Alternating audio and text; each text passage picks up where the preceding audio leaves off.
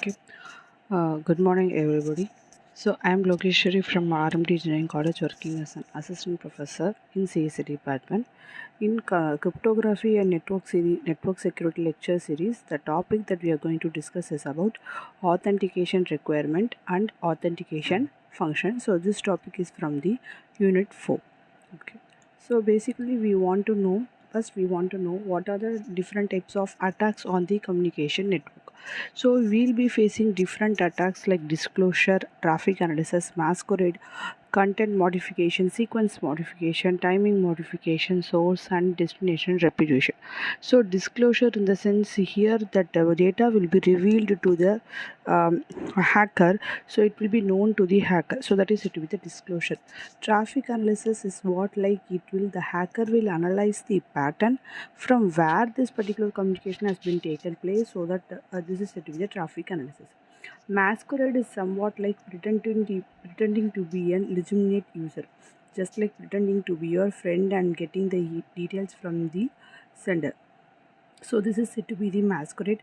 Content modification means, so along with the original content we are doing some modification, that is known as content. As well as sequence means we are doing ordering of the data will be modified. And then timing modification means the delay will be more, so if the particular data hasn't reached the particular correct time in the correct time, so it is only waste only. So that is said to be that source reputation, in the sense we want to the hacker will tries to spoil the name of the sender. Okay, as well as destination, hacker wants to tries to spoil the name of the destination. That is said to be the source reputation or destination reputation. So these are the basic attacks on the networks. So let's we know. So for that, to avoid these attacks, we should have the authentication, as well as that is said to be the message authentication. So message authentication is a procedure to verify that received messages comes from the original source, that is a lead source or a legitimate source, that have not been altered. So if you focus on message authentication, focus on two different things. One is the authentication, second one is the data integrity. Authentication is also like may also verifies the sequencing as well as cleanliness, in the sense order of the data as well as the time at which it will receive. So those things will be, you check it out. So the common authentication method is the digital signature authentication technique, that includes measures to counter the reputation by the source. Next is authentication function. So if I want to provide an authentication, so what are the functions, what are the requirements are there, how could I able to deploy this authentication? So it is a function that produces an authenticator, that is a value to be used to authenticate a message. These can be grouped into three classes. One is the hash function, second one is message encryption, third one is the MAC. Hash function is that maps the message of any length into a fixed length hash value, which serves as an authenticator. In message encryption, ciphertext of the message will be act as an authenticator. MAC is that a function of a message and the secret key will be appended over there, that produces a fixed length value, that will be served as an authenticator. Okay. And then message encryption we already discussed in our first unit itself, that is symmetric encryption and public key encryption.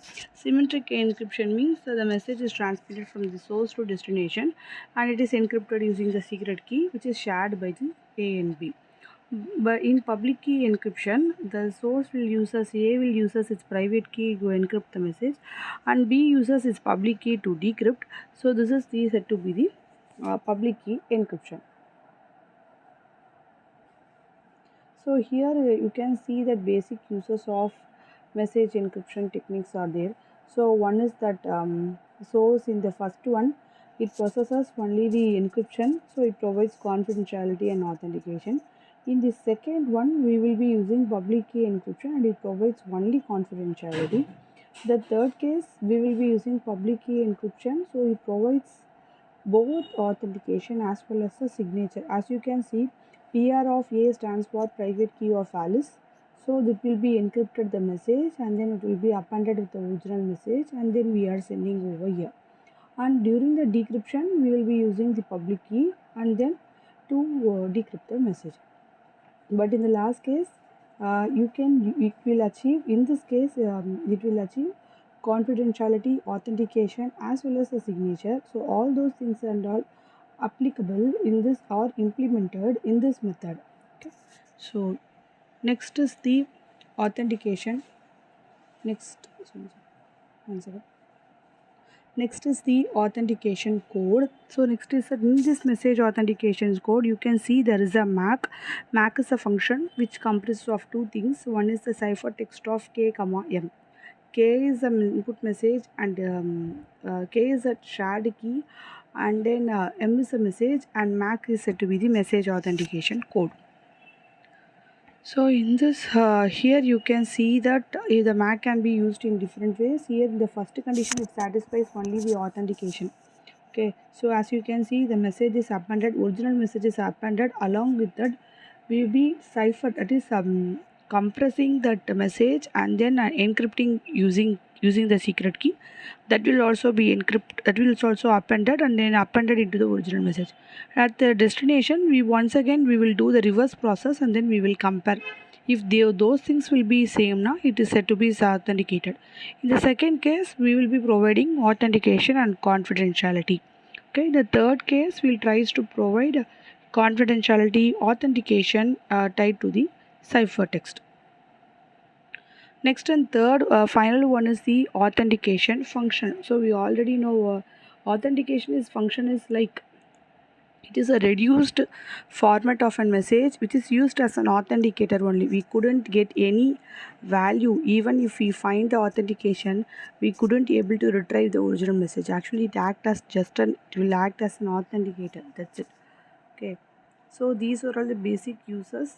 Like you can use any of the hash function to compress that message, and then you can use a SHA or MD5, whatever you like, and then appended the original message and encrypting it and then appending it, and the destination will do the reverse process and comparing it. So likewise each and every step it will be get varied. Why? Because in the first step we didn't provide any encryption at the end only, but in the second step we will do the encryption, we'll do the hash function, and then we are encrypting with the key and then we are appending it. In the third one and the fourth one we are doing the hash with the secret key, yes, and then we are encrypting, so we are appending that message. Along with the message we are providing some secret key, yes, and then hashing it and appending it, and then we are doing the encryption, and then we are doing this same thing. So these are all the main thing of authentication function. So in this series we discussed what is authentication function, what are the requirements are there, and then we have three methods. One is MAC, second one is encryption, and third one is the hash function. Thank you, students.